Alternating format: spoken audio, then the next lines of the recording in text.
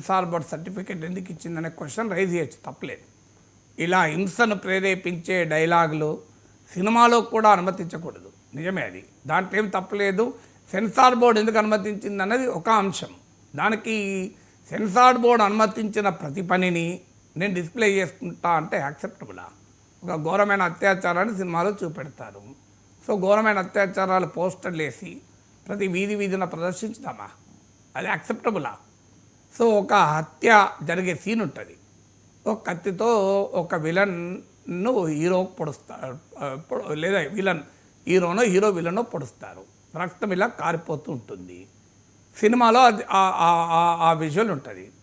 ఆ విజువల్ను ప్రతి ప్లేస్లో ప్రతి వీధి చివరన మనం పోస్టర్లలో ప్రదర్శించుకుందామా? అప్పుడు ఇంపాక్ట్ సేమ్ ఉంటుందా? సినిమాలో చూసేటప్పుడు ఒక మనిషికి తెలుసు అది సినిమా అని, అది నిజ జీవితం కాదని తెలుసు, నిజంగా అలా జరగలేదని తెలుసు. నిజంగా అలా జరగలేనప్పుడు హ్యూమన్ ఎమోషన్ వేరుంటుంది. అది కూడా ఇవాళ రేపు సినిమాలో జరిగిన దాన్ని అనుకరించేటువంటి ధోరణే పెరుగుతున్న సమాజంలో. దానిపైన తీవ్రమైన ప్రశ్నలు వస్తున్నాయి. సినిమాల్లో ఈ రకమైన ట్రెండ్స్ మంచిది కాదు.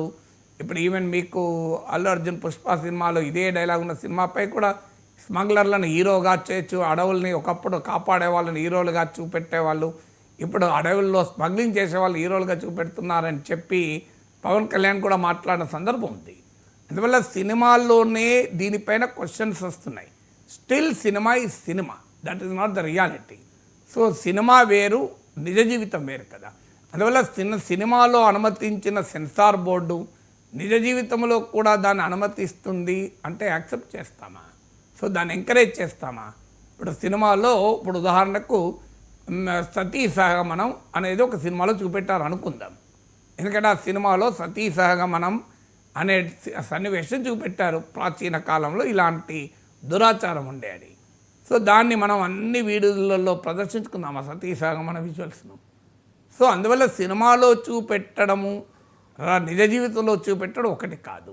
రెండవది, మంచి డైలాగ్కు చెడు డైలాగ్ మధ్య తేడా ఉంది. ఓ మంచి పాట పాడుకుంటే సినిమాలో పాడుకోవచ్చు, తప్పేం లేదు, అభ్యంతరమేం లేదు. సో సినిమాలో కూడా అశ్లీలమైన పాటలు వస్తున్నాయి. ఈ అశ్లీలమైన పాటల్ని వ్యతిరేకిస్తూ, అశ్లీలమైన ప్రదర్శనలను వ్యతిరేకిస్తూ అనేకసార్లు ఉద్యమాలు కూడా నడిచాయి. కానీ సినిమా ఇది అల్టిమేట్లీ రియాలిటీ కాదు. అందువల్ల సినిమా పైన లైసెన్స్ ఇస్తే దానికి నిజ జీవితంలో కూడా లైసెన్సే అని అనుకుంటే చాలా పొరపాటు. ఎందుకంటే సినిమా చూసేవారు రియాక్ట్ అయ్యే పద్ధతి వేరే ఉంటుంది, రియల్ లైఫ్లో చూసేవారు రియాక్ట్ అయ్యే పద్ధతి వేరే ఉంటుంది. సినిమాలో చూసి కూడా నిజమనే భ్రమించి అనుకరిస్తున్న సమాజంలో మనం బతుకుతున్నప్పుడు ఇక నిజ జీవితంలోనే అది చూపెట్టినప్పుడు క్రియేట్ చేసే ఎమోషన్స్, దాని పర్యవసనాలు వేరే ఉంటాయి కదా. ఇప్పుడు రప్ప నరుకుదాం అనేది సినిమాలో చూడడం వేరు, నిజ జీవితంలో అది పోస్టర్లుగా ప్రదర్శించినప్పుడు ప్రజల్లో కలిగే రగిలేటువంటి భావోద్వేగ ప్రభావం సేమ్ ఉంటుందా?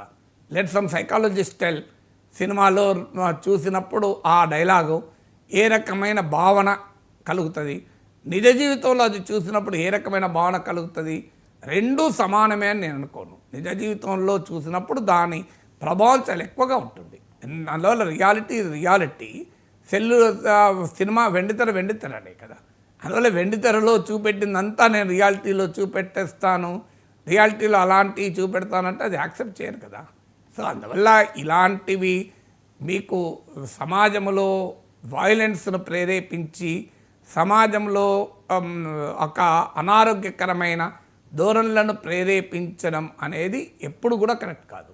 అది హింసకు కారణమైందా? మేమేదో జోక్గా పెట్టలేదు కదా. రెండు రాజకీయ పార్టీల మధ్య ఒక ఘర్షణ జరుగుతున్న సమయంలో, ఓ ఘర్షణ వాతావరణం ఉన్న సమయంలో దాన్ని ప్రదర్శించారు. నిజంగానే జోక్గా వాడితే తప్ప అంటే వేరే క్వశ్చన్. రప్ప అన్నామనుకో, అది వేరే విషయం. కానీ ఇప్పుడు మీరు నేను మాట్లాడుకుంటున్నాం. రవిశంకర్గా మీరు నన్ను కనుక రవిశంకర్ నువ్వు నన్ను ఇష్టమైనట్టు అడిగితే రప్ప చేసేస్తా అన్నాను అనుకో, మీరు నవ్వుతారు, ఊకుంటారు. కానీ నిజంగా మీరు నేను ఒక కొట్లాడుకుంటున్న సందర్భంలో రవిశంకర్ రప్పరప్ప అంటే ఊకుంటారు, మీరు రప్పరప్పాడిస్తారు. సో ఒక యాంకర్ ఒక గెస్ట్గా మాట్లాడుకుంటున్న లైవ్లీ ఎన్విరాన్మెంట్లో